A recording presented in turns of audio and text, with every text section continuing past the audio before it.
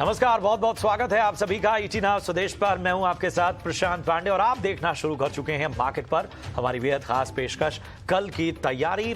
और ये शो होता है आप दर्शकों का। जी हां, आप दर्शकों के लिए इस शो में हम कराते हैं आज के बाजार के हिसाब से कल की आपकी तैयारी। आपके सवालों का सिलसिला हम इसमें शुरू करते हैं, जिसका भरोसेमंद जो सलाह है उस पर एक्सपर्ट से मिलती है आपको। और मार्केट के दिग्गज एक्सपर्ट्स भी हमारे साथ जुड़ते हैं अलग अलग पहलुओं पर, जिनके साथ हम चर्चा करते हैं। लेकिन आज के शो में क्या है हाईलाइट, क्या बात करने वाले हैं, जरा उस पर एक निगाह डाल लेते हैं। तो बाजार की जो तेजी नजर आ रही है, जो बेहतर मोमेंटम नजर आ रहा है, उस पर किस तरह की रणनीति बेहतर होगी कल के लिए। दमदार ट्रेडिंग आइडियाज हमेशा की तरह। और जोमैटो में क्यों लगी इस्तीफों की लाइन, इस पर पूरा ब्यौरा हम देंगे। और शो में जुड़ने का अब आपको तरीका बता देते हैं। आखिर इस शो में आप किस तरह से जुड़ सकते हैं, तो स्क्रीन पर ये जो नंबर आपके फ्लैश हो रहा है, इस व्हाट्सएप नंबर पर आप अपना सवाल हम तक पहुंचाइए। अपना और अपने शहर का नाम जरूर मेंशन कीजिए, हम उन सवालों को अपने शो में शामिल करते हैं। इसके अलावा अगर आप सोशल मीडिया पर एक्टिव हैं तो ट्विटर हैंडल और हमारे फेसबुक पेज पर जाइए, #KKT यानी कल की तैयारी स्पेस अपना सवाल, अपना और अपने शहर का नाम जरूर यहां पर मेंशन कीजिए। और आपको बता दें कि शो में आज हमारे साथ दो बेहद खास मेहमान जुड़ेंगे। विघ्नहारा इन्वेस्टमेंट सॉल्यूशंस के केवल पटेल और अविनाश गुरक्षर साहब होंगे, जो कि प्रॉफिट मार्ट सिक्योरिटीज के हेड ऑफ रिसर्च हैं।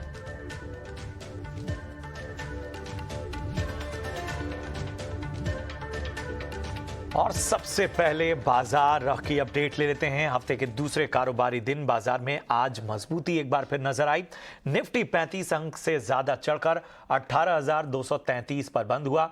सेंसेक्स में 126 अंक की तेजी नजर आई, 61,294 के ऊपर बंद हुआ। बैंक निफ्टी 222 अंकों की बढ़त के साथ 43,425 पर बंद हुआ। निफ्टी मेटल में आज 3 कारोबारी दिनों की तेजी पर ब्रेक लगा। निफ्टी रियल्टी में लगातार 7वें दिन तेजी नजर आई। निफ्टी PSU बैंक इंडेक्स ने भी लगातार 4 कारोबारी दिन की तेजी कायम रखी। दिन भर बाजार में वैसे क्या रही हलचल, विस्तार से बता रही हैं हमारी सहयोगी पूजा त्रिपाठी।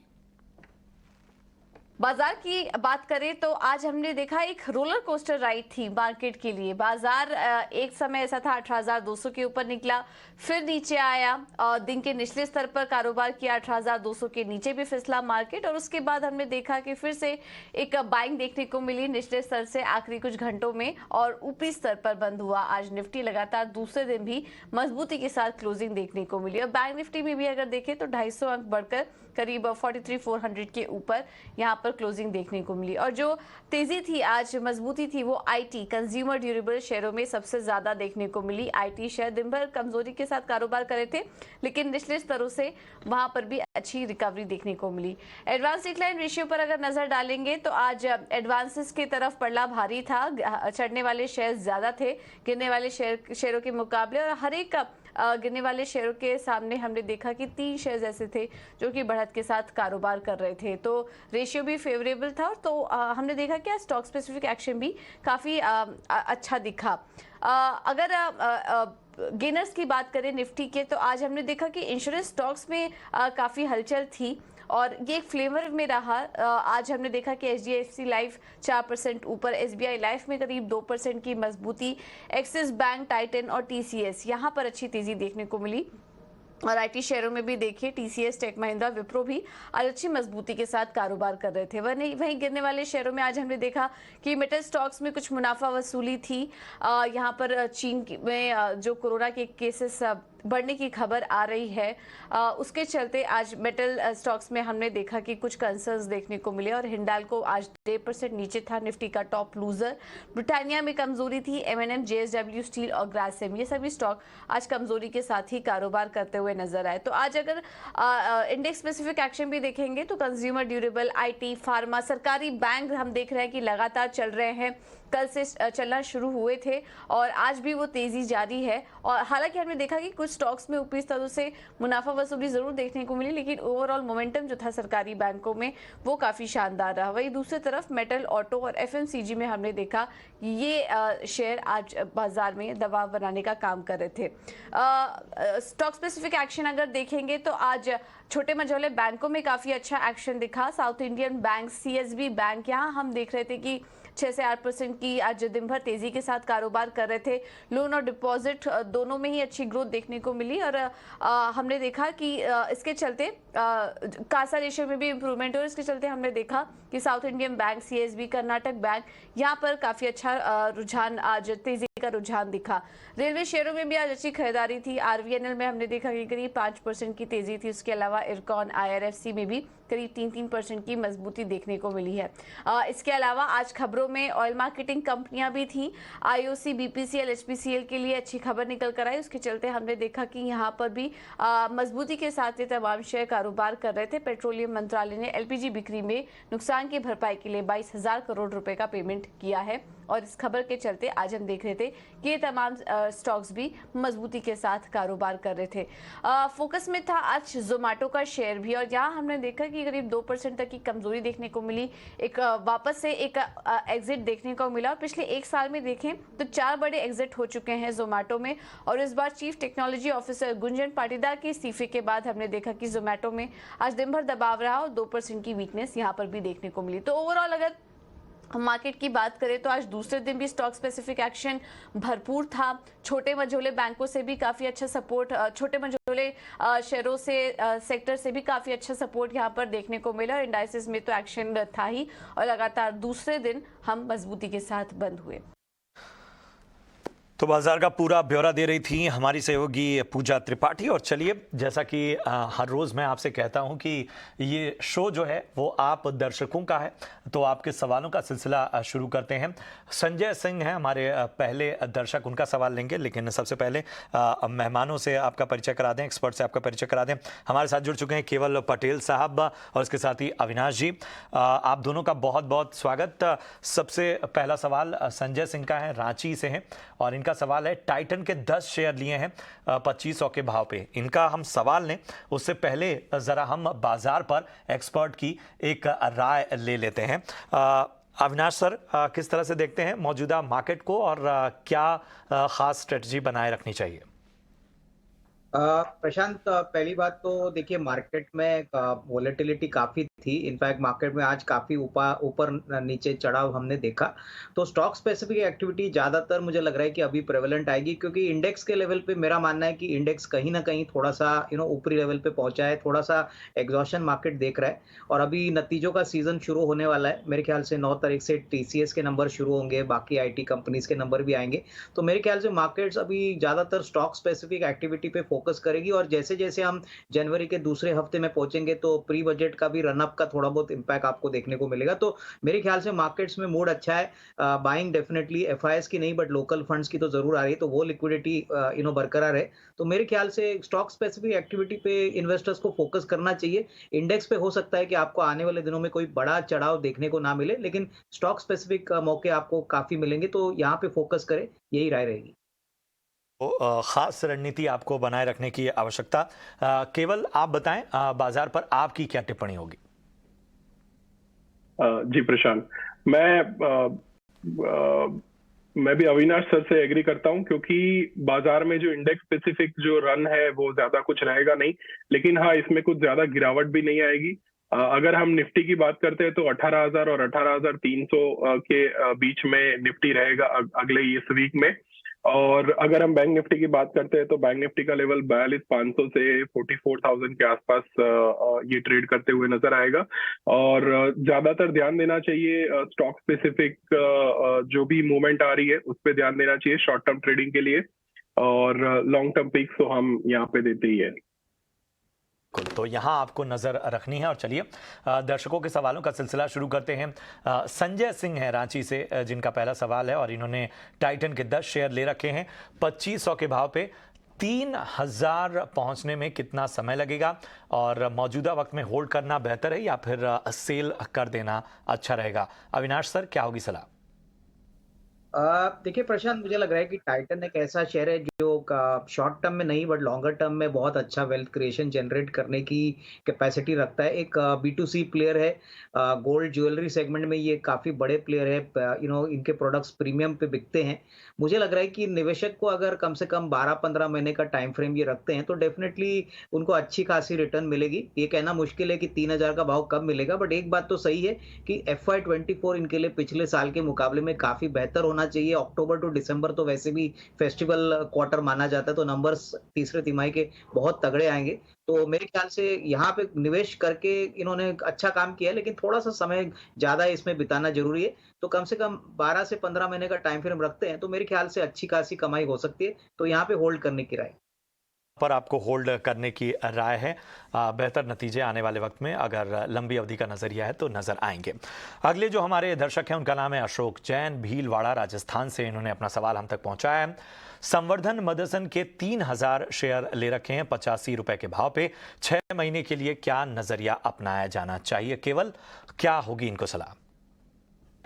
बिल्कुल, अभी मैं जो चार्ट पे देख रहा हूँ वीकली टाइम फ्रेम पे वो एक बॉटम आउट होने की कोशिश कर रहा है। डेली टाइम फ्रेम पे एक डबल बॉटम की फॉर्मेशन क्रिएट करी है, लेकिन अभी भी 200 दिन के मूविंग एवरेज के नीचे की तरफ ट्रेड कर रहा है। तो अगर ये संवर्धन मदरसन जो है वो 80 के ऊपर कहीं पे मिलता है तो ये आपको 100 रुपए और उसके ऊपर 120 रुपए तक के लेवल दिखा सकता है। आपको आपका स्टॉप लॉस जो है वो 60 रुपए मेंटेन करके चलना चाहिए। 60 रुपए के नीचे आप इसमें लॉस बुक कर सकते हैं। यहाँ आपको खास रणनीति बनाए रखने की सलाह। एक और इनका सवाल है केवल, बजाज फिनांस के इन्होंने 101 शेयर लिए हैं 7,058 के भाव पे। पूछ रहे हैं क्या करना चाहिए? ओके, बजाज फाइनेंस के, वैसे बजाज फाइनेंस काफी अच्छा कंपनी है, काफी अच्छा स्टॉक भी है। इसने पिछले साल में भी काफी अच्छा अर्निंग करके दिया है शेयर होल्डर्स को भी, और अभी पिछले कुछ दिनों से ऑलमोस्ट 20-25 दिनों से एक कंसोलिडेशन रेंज में चल रहा है। बजाज फाइनेंस मेरे लिए ऊपर की तरफ का लेवल जो है वो 7,800 तक ही है। तो जब भी आपको 7,800 के करीबन बजाज फाइनेंस मिले तो आप इसमें आपका प्रॉफिट बुक करें, और आपका जो स्टॉप लॉस होगा इस केस में वो अराउंड 6,000 के आसपास आप लेके चल सकते हैं। ठीक है, तो यहाँ पर आपको निगाह रखनी है, इन लेवल्स को आपको देखना है। बढ़ते हैं अगले दर्शक की ओर। राजेश उनका नाम है, नागपुर से। उन्होंने अपना सवाल हम तक पहुँचाया है। उषा मार्टिन के 100 शेयर इन्होंने लिए हैं 60 रुपए के भाव पे। होल्ड करना चाहिए या सेल कर देना चाहिए? अविनाश जी, क्या होगी सलाह?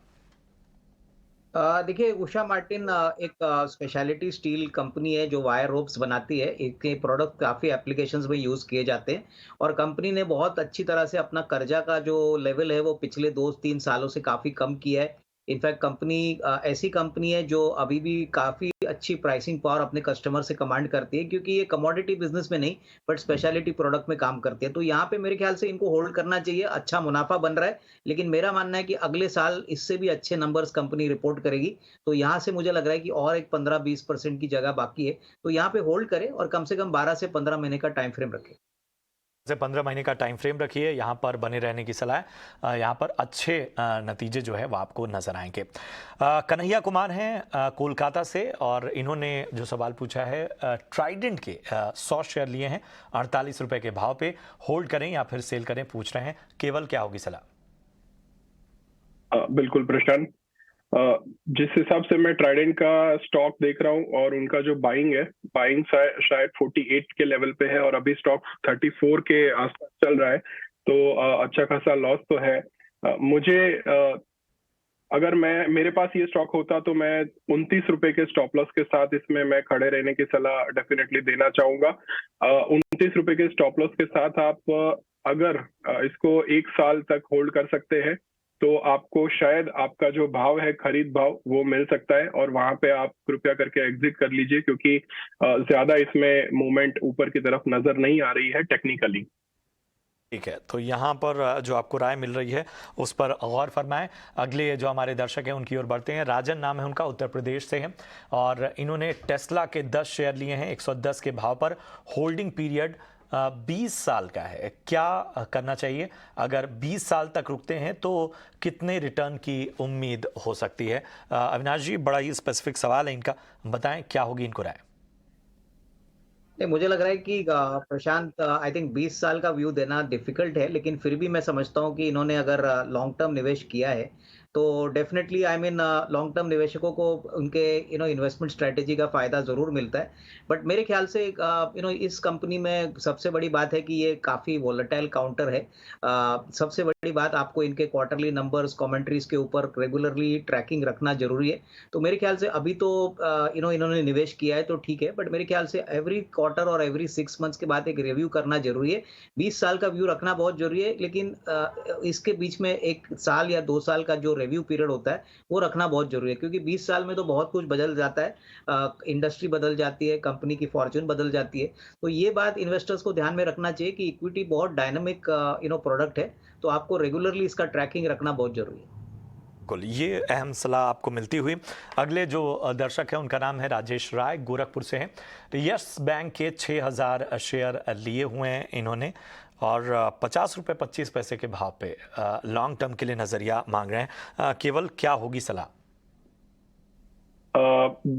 मेरी सलाह यही होगी कि जिस पेशेंस के साथ अभी उन्होंने होल्ड करके रखा है, तो अगले 1 से 1.5 साल के लिए और इसको होल्ड करके रखिए, क्योंकि अभी फिलहाल इसमें लॉस बुक करने का कोई मतलब है नहीं। और जो बॉटम आउट हुआ है और एक राउंड बॉटम वाला जो फॉर्मेशन यस बैंक ने दिखाया है वो काफी अच्छा है चार्ट पे। 6 से 8 महीने में ये 35 तक के लेवल डेफिनेटली दिखा सकता है, लेकिन उससे आगे जो इनका खरीद भाव है उसके ऊपर प्रॉफिट लेने के लिए 1.5 से 2 साल तक इसको होल्ड करने की सलाह रहेगी। बिल्कुल बिल्कुल, तो धैर्य अगर आप बना सकते हैं तो थोड़ा और आपको बनाना होगा, तब जाकर आप की रिकवरी हो पाएगी। और अगले जो दर्शक हैं उनका नाम है द्वारका प्रसाद, बीकानेर वोल्टास के 6000 शेयर लिए हैं, 995 के भाव पे होल्ड करें या फिर क्या रणनीति अपनाएं, ये पूछ रहे हैं। अविनाश सर, क्या होगी सलाह? देखिए, मुझे लग रहा है कि वोल्टास का शेयर इन्होंने लिया है तो डेफिनेटली एक दिग्गज कंपनी है जो इलेक्ट्रिकल इक्विपमेंट में काम करती है। इनकी ऑर्डर बुक भी काफी अच्छी है और इस बार जो गर्मियों का सीजन था वो पिछले साल के हिसाब से काफी अच्छा था। मेरे ख्याल से जिस प्रकार का कंज्यूमर ड्यूरेबल में मार्केट सेंटिमेंट है, फाइनेंसिंग ऑप्शंस अभी अवेलेबल है और प्लस नॉर्मल सी आ चुकी है, तो यहाँ पे डेफिनेटली ग्रोथ के ऑप्शंस काफी अच्छे हैं। मेरे ख्याल से नजरिया थोड़ा सा लंबा रखिए, क्योंकि ऐसे शेयर्स में हम समझते हैं कि time spent in the stock is more important Prashant. तो यहाँ पे कम से कम 12-15 महीने का अगर ये टाइम फ्रेम रखते हैं तो मेरे ख्याल से एक अच्छा रिस्क रिवॉर्ड इनको मिल सकता है। तो फिलहाल तो मेरे ख्याल से शॉर्ट टर्म में लॉस मत बुक करिए, लेकिन 12-15 महीने में अगर ये शेयर रखते हैं तो अच्छा रिस्क रिवॉर्ड इनको मिलके एक अच्छा मुनाफा ये कमा सकते हैं। तो 12 से 15 महीने का नजरिया रखिए, अच्छा रिस्क रिवॉर्ड आपको यहां पर मिल सकता है। एक्सपर्ट की ये सलाह है आपको। अगले दर्शक की ओर बढ़ते हैं। फैनल शाह हैं मुंबई से और इनका सवाल है कि आरईसी लिमिटेड के 100 शेयर लिए हैं 110 के भाव पे, 12 महीने के लिए क्या नजरिया अपनाया जाना चाहिए? केवल क्या होगी सलाह? जी प्रशांत, आरईसी अभी पिछले 1-2 सेशन से जो नजर में आया हुआ है लोगों के, और फैनिल जी ने 110 रुपए के भाव पे लिया हुआ है, जहां से ऑलरेडी उनको 10 से 12% तक का प्रॉफिट मिल रहा है। मेरी एक सलाह होगी कि 20% के आसपास जब आपको प्रॉफिट मिले तो आपकी 30% क्वांटिटी आप यहाँ पे बुक कर ले। और आरईसी का जो टारगेट है वो 140 एंड 155 के आसपास है, तो जब भी 140 और 155 मिले तब आप रेशियो में आपके जो शेयर्स है उसको बुक करें। इस केस में आपका स्टॉप लॉस 104 रुपए रहेगा। यहाँ आपको नज़र रखनी है, आपको ध्यान रखना है। और अगले जो दर्शक हैं उनका नाम है नागेश और इनका सवाल है कि इन्होंने Tata tele service Maharashtra limited यानी TTML के 52 शेयर लिए हैं 251 के भाव पे, क्या करना चाहिए? अविनाश जी, क्या होगी सलाह? देखिए प्रशांत, टाटा टेली महाराष्ट्र का जो बिजनेस मॉडल है वो बिल्कुल 2-3 साल में बिल्कुल बदल हो चुका है।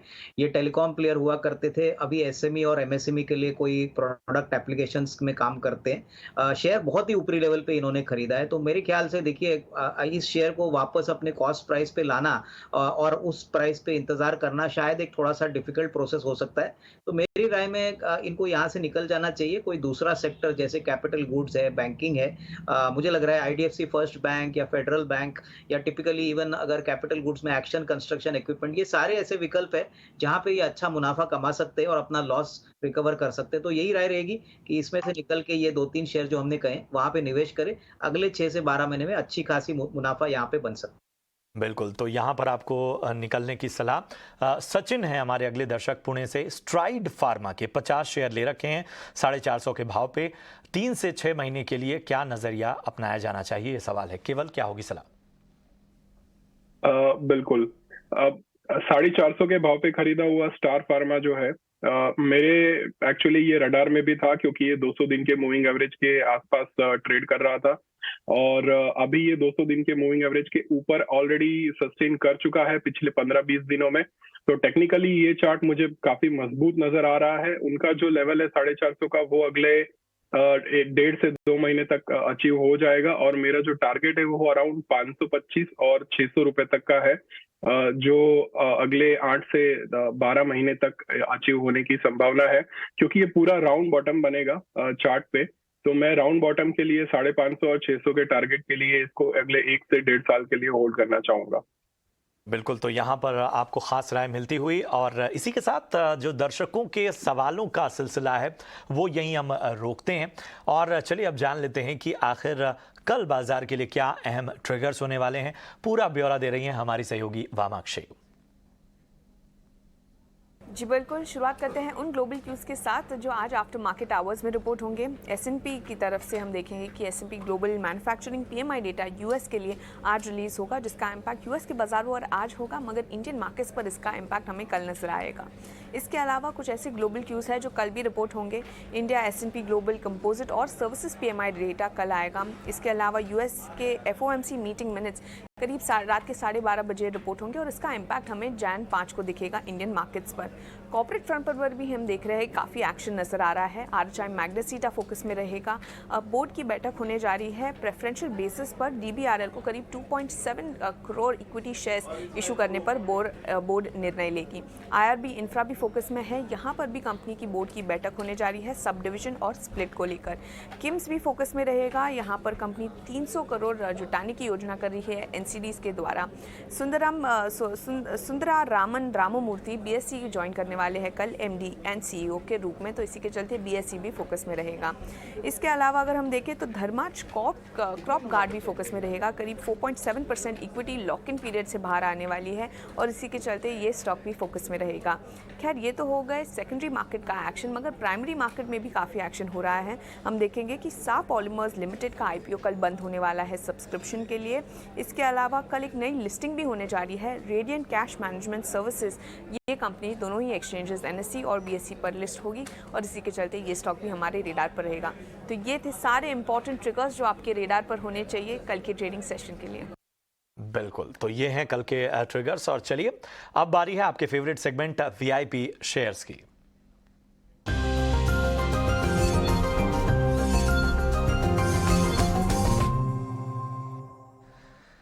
तो हमारे दोनों खास एक्सपर्ट अविनाश जी और केवल तैयार हैं अपनी अपनी वीआईपी पिक्स के साथ। अविनाश जी, सबसे पहले आपका रुख करेंगे, बताएं आपकी चॉइसेस आज क्या है? प्रशांत, मेरे 2 स्टॉक्स है। एक तो पहला डिस्ट्रीब्यूशन कंपनी रेडिंगटन है। रेडिंगटन एक एमएनसी प्लेयर है और जो इंडिया में मार्केटिंग और डिस्ट्रीब्यूशन के लिए जानी जाती है। हम जो आईफोन खरीदते हैं वो बेसिकली रेडिंगटन वाया ही मिलता है। प्लस ये गूगल, सैमसंग और दूसरे जो इलेक्ट्रॉनिक आइटम्स है वहाँ पे भी काफ़ी बड़ा काम करते हैं। लॉजिस्टिक स्पेस में भी ये वेयरहाउसिंग और सप्लाई लॉजिस्टिक में कंपनीज को काफ़ी मदद करते हैं। अगर नंबर्स की बात करें तो पिछले साल 62,000 करोड़ के रेवेन्यू पे करीबन 1300 करोड़ का प्रॉफिट कंपनी ने कमाया था। हमारा मानना है कि इस साल कम से कम 1550 करोड़ का प्रॉफिट और उसके बाद 1700 करोड़ का प्रॉफिट FY24 के लिए आने की उम्मीद है। करीबन 19 या 20 रुपए की अर्निंग इस साल आएगी और उसके बाद 22-23 रुपया। बहुत ही सस्ती वैल्यूएशन पे स्टॉक अवेलेबल है, करीबन 9 के मल्टीपल पे। हमको लग रहा है कि ऐसी कंपनी 10 से 12 के पी पे मिलेगी और यहाँ पे हमको लग रहा है कम से कम 230-240 का टारगेट प्राइस पॉसिबल है। दूसरी कंपनी पेनार इंडस्ट्रीज रहेगी जो बेसिकली प्रिसिशन इंजीनियरिंग प्रोडक्ट्स बनाती है और जहाँ पे रेलवेज, ऑटोमोबाइल, इंजीनियरिंग जैसे सेक्टर्स को ये केटर करती है। ये भी बहुत अच्छी कंपनी है। करीबन 2000 करोड़ का रेवेन्यू, 50 करोड़ का प्रॉफिट और इस साल पहले फर्स्ट हाफ इनके लिए बहुत अच्छा है।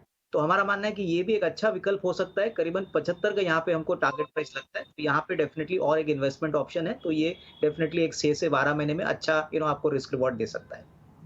तो दो कंपनियों पर आपको फोकस करना है वीआईपी पिक्स के तौर पर, जो अविनाश जी बता रहे हैं, एक तो रेडिंगटन और एक का पेन्नार इंडस्ट्रीज। और चलिए केवल आप बताएं आपकी वीआईपी पिक कौन सी है? बिल्कुल प्रशांत, मेरा आज का पिक रहेगा कोफोर्ज। कोफोर्ज में पिछले 1-2 दिन से थोड़ा बहुत न्यूज भी था।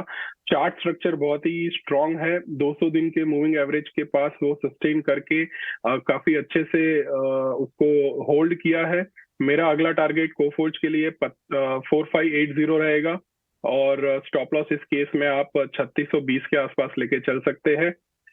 मेरा जो दूसरा स्टॉक है वो है मनप्पुरम फाइनेंस। इसने भी 200 दिन के मूविंग एवरेज को रिटेस्ट करके काफी अच्छा एक पुल बैक दिया है। तो मैं 99 रुपीज के स्टॉप लॉस के साथ इस स्टॉक में एंटर करना चाहूंगा अभी, और इस केस में मेरा टारगेट रहेगा 149 एंड सेकेंड टारगेट रहेगा 169। दोनों ही स्टॉक काफी अच्छे डिविडेंड पेइंग वाले स्टॉक्स है और अगले क्वार्टर के जो रिजल्ट है वो काफी स्ट्रॉन्ग नजर आ रहे हैं एज पर एस्टिमेट्स। तो ये दो मेरे तरफ से पिक रहेंगे, मनप्पुरम फाइनेंस एंड कोफोर्ज। तो इन दो स्टॉक्स पर आपको नज़र रखनी है, कोफोर्ज और मनप्पुरम फाइनेंस, ये सलाह है केवल की। और इसी के साथ इस शो में अब बारी है आपसे इजाज़त लेने की। अपने दोनों खास एक्सपर्ट्स अविनाश जी और केवल, आप दोनों का बहुत बहुत शुक्रिया शो में जुड़ने के लिए और भरोसेमंद सलाह देने के लिए।